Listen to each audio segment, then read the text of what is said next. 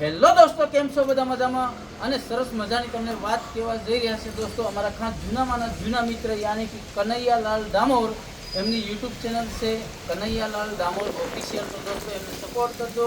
અને હા, એમનું સોંગ આવી રહ્યું છે જબરદસ્ત ટીમલીમાં, અને એમનું સોંગ એકદમ મસ્ત તરીકે બની અમે સાંભળ્યું છે.